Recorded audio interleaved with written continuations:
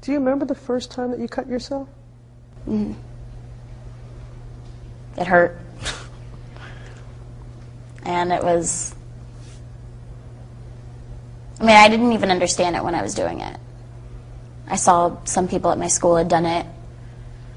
I saw someone on TV do it. And I thought, this is a way to deal with how you're feeling. Just, you know, other people are doing it, it's fine. I was 11. You were 11 when you cut yourself for the first time. What did you feel from it? It was a way of expressing my own shame of myself on my own body. I was matching the inside to the outside, and there were some times where my emotions were just so built up, I didn't know what to do, and the only way that I could get instant gratification was through an immediate release on myself. Was there a tune that you had in your head? Was there a song when you were in treatment that you would think to yourself or sing to yourself?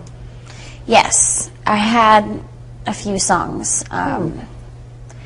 One of the songs I actually have tattooed on my rib cage right here, and it says, "You Make Me Beautiful," and it's a song called Beautiful by Bethany Dillon.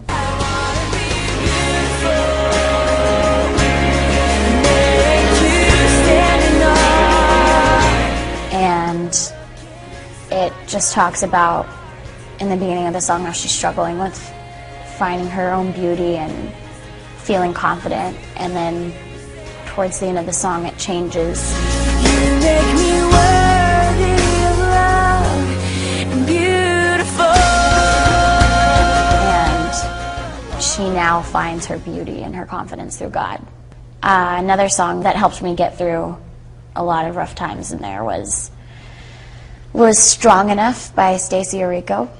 He took my life into his hands, which is another Christian song, and it's beautiful. It helped me so much. So, Stacey Orico, thank you. She's famous for her winning smile and her wholesome charm. You're one of us. Hi, I'm Sunny. For the little girl from Dallas, Texas, the desire to perform was homegrown. Her mom, Diana, was an aspiring country singer, a Dallas Cowboys cheerleader. And for her daughter, Demi, it was the classic tween musical, Camp Rock, that catapulted the young talent to stardom. Demi was living a teenager's dream.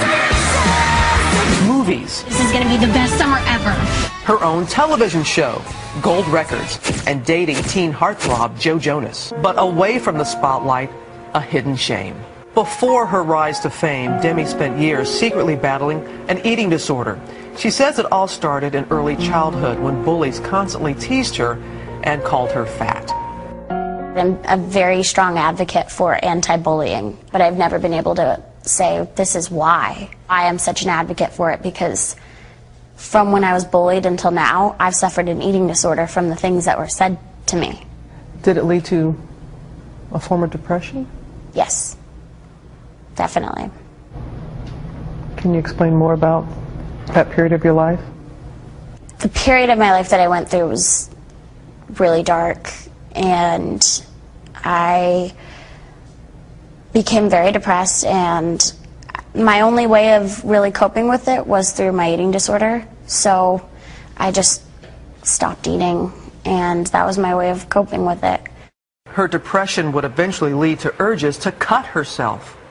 I've suffered from cross addictions over the past few years. I was trying to control my eating disorder, trying to get help for it.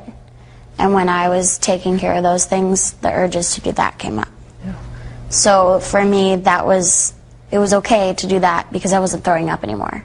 Last fall, Demi checked into a residential treatment center, Timberline Knolls.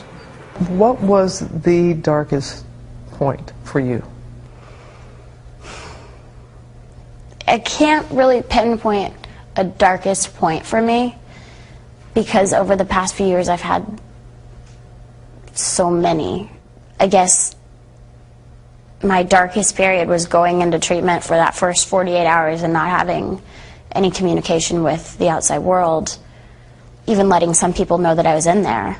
I couldn't talk to anyone, and I was just kind of shocked to be in such a different environment. It was there she learned a shocking new diagnosis. Demi was bipolar.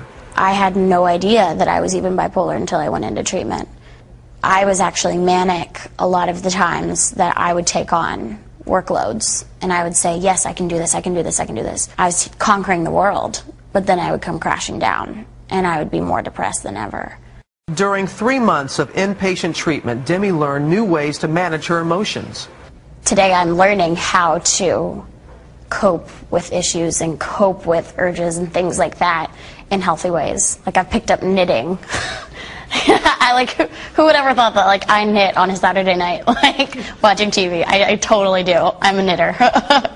Lovato says it was the thought of her little sister Madison, the young star of Desperate Housewives, that got her through her darkest days of treatment.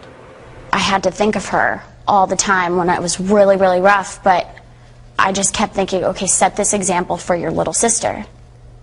And even though it may be hard to wake up in the morning, there were days where I just didn't want to get out of bed, and looking at a picture of my little sister on my little bulletin board was one of the main things that kept me going.